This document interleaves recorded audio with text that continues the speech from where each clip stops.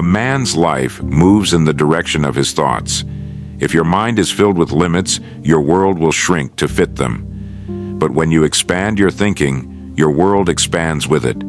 The difference between the rich and the poor isn't opportunity, it's mindset. Because two people can face the same chance. One sees a wall, the other sees a door. What you believe determines what you build. Change your thinking and the world rearranges itself around you. Change your thinking and you'll change your income. We've been told that income is tied to occupation, that what you earn is decided by your job, your education, your background, or the economy. But history tells another story. For every man or woman who rose from poverty to prosperity, the first change was never in their job. It was in their mind. The moment their thinking expanded, so did their circumstances. Your job may give you a paycheck, but your mindset determines the size of it and how far it goes. Two people can hold the same position, earn the same salary, and yet one builds wealth while the other struggles. Why? Because one sees money as a tool, while the other sees it as a ticket to temporary comfort. One thinks in terms of growth, the other in terms of survival. The poor man says, "I'll work harder." The rich man says, "I'll think better." One labors for wages. The other builds systems that multiply those wages. The difference is not in effort, it is in understanding. You see, your income will never rise above your level of thinking. A man who believes he was born to struggle will always find proof of it. A man who believes he can grow, that he can learn, that he can create value, begins to attract opportunities where others see only obstacles. The world responds to your thoughts far more than it responds to your labor. Most people never question their beliefs about money. They assume that wealth is for the lucky or the cunning, and poverty is for the rest.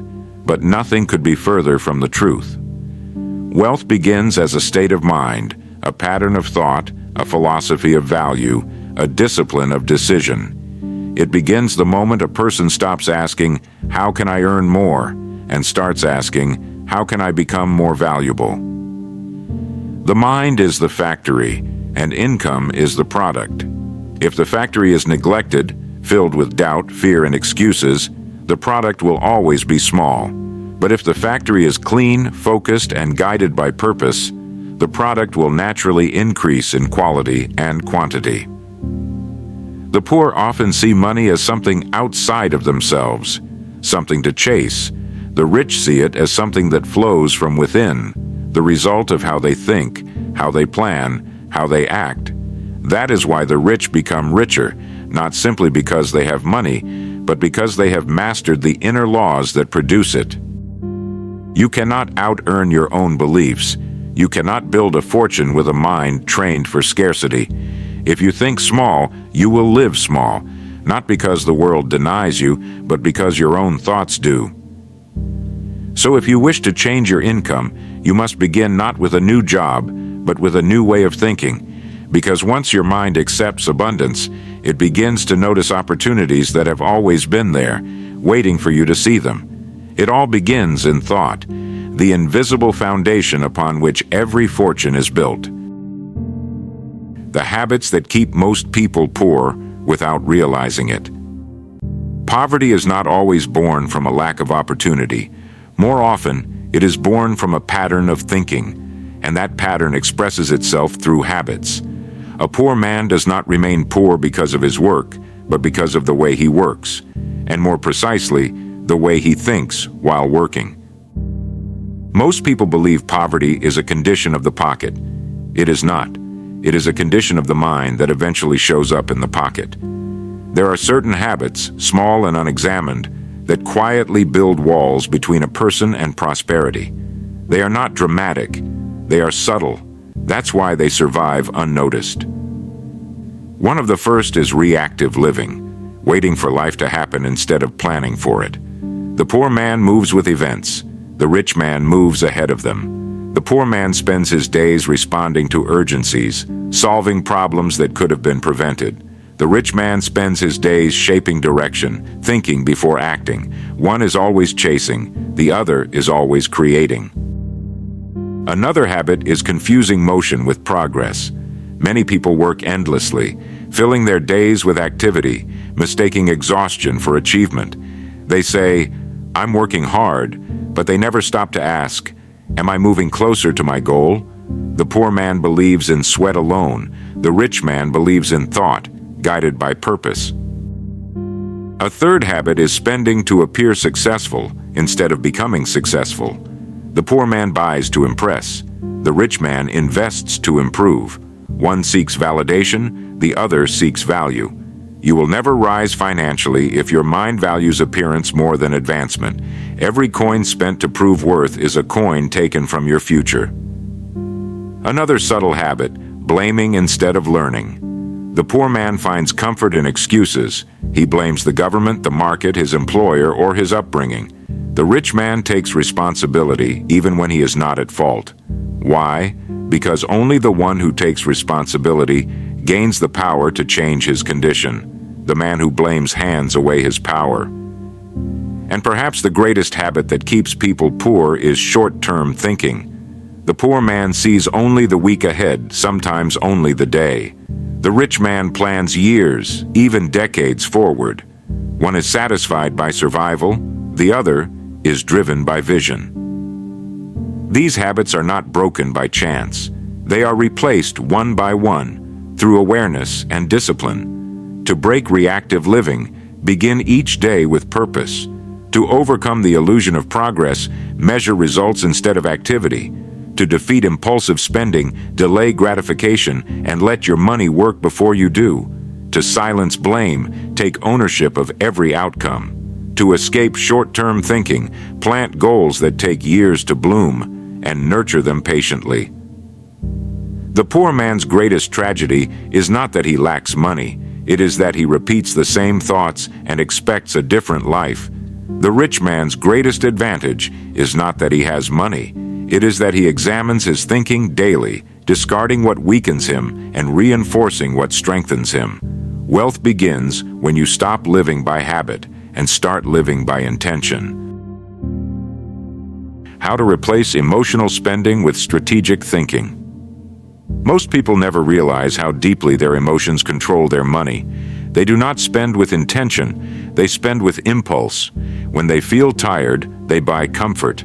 When they feel insecure, they buy appearances. When they feel unhappy, they buy distraction. Each purchase offers a brief illusion of satisfaction, but afterward, only regret remains. And over years, these moments of emotion carve invisible holes in their financial life. The poor spend emotionally. The rich spend strategically. The difference is not in income, it is in mindset. The poor man asks, "Can I afford it?" The rich man asks, "Do I need it?" The poor man buys what soothes him. The rich man buys what serves him. Emotional spending is the quiet thief of progress. It convinces you that you deserve a reward for your struggle, that comfort today will ease your hardship tomorrow. But it never does. It only replaces the pain of effort with the pain of regret. The wealthy think differently. Before they spend, they pause. They ask themselves a few simple questions. Does this purchase create value or only consume it? Will this choice make me stronger or weaker a year from now? Am I buying this because I need it or because I need to feel something? That short moment of reflection separates wisdom from waste. It's not the size of the purchase that matters. It's the quality of the decision behind it. You see, strategic spending is not about being cheap. It's about being conscious. The wealthy understand that every coin is a worker and every dollar a potential servant. They ask, can this dollar go out and bring more back? If the answer is yes, they invest. If not, they hold. They treat money like a seed, precious, powerful, and capable of multiplication, but only if planted wisely. Poor thinking treats money like a fruit, something to be eaten and enjoyed quickly. Rich thinking treats money like a seed, something to be planted and grown patiently. There is another reason the wealthy think strategically. They understand that emotion clouds judgment. The moment you buy in haste, you surrender control. The man who cannot control his spending cannot control his future. He will always be a servant to his desires, not the master of them. To shift from emotional to strategic thinking, one must practice awareness. Each time your hand reaches for the wallet, pause. Ask what you are really buying, the object or the feeling behind it. Over time, that pause becomes power. It rewires the mind from reaction to reflection. When you stop buying to feel rich, you begin to become rich. Because real wealth is not about what you own, it's about what you can choose not to buy. Strategic thinking in money is not cold or mechanical. It is intelligent care. It is giving your money direction instead of letting your emotions direct you. The poor man spends first and wonders later. The rich man wonders first and spends later. One drains his fortune, the other multiplies it. To master your money, you must first master yourself. The mental shift that turns effort into wealth. Effort alone has never created wealth. If hard work were the secret, every laborer would be rich, and every farmer would own the land he tills. But the truth is, the world rewards not effort alone, but effective effort, effort guided by thought, direction, and understanding. The poor often believe that working harder is the answer. They pour more hours into the same routine, exhaust themselves, and yet wonder why their lives do not change. They equate movement with progress and sweat with success. But wealth is not earned by motion, it is earned by method. It begins when effort is joined with intelligent purpose. The rich think differently. They ask not, "How much can I do?" but, "How much can I create?" They seek leverage, ways to make each hour, each action, each decision multiply in value. The poor trade time for money. The rich use time to create systems that work even when they do not. The poor focus on tasks. The rich focus on results. This mental shift, from laboring harder to thinking smarter, is what transforms effort into wealth. The man who chops wood all day may indeed grow stronger, but unless he learns to build a mill, he will never grow richer. The woman who sells her time by the hour may earn her living, but until she learns to multiply her value, she will always remain bound by the same clock. Effort without growth becomes a cage. Effort guided by thought becomes a key. The wealthy understand that the mind is the true source of power. They study their work as much as they perform it. They step back to observe, asking, "Is there a better way? Can this be improved, delegated, or automated? Am I building something that will serve me tomorrow, or only something that sustains me today?" Every hour of reflection saves 10 hours of blind labor. The poor rush into work, the rich pause to think, and because of that pause, their work yields 10 times the reward. The shift begins when you stop asking, "What must I do to earn?" and start asking, "What must I learn to earn more?" When you move your mind from the laborer's bench to the architect's table, your effort begins to multiply. Wealth is not built by doing more, but by becoming more. When a man increases his understanding, he increases his worth.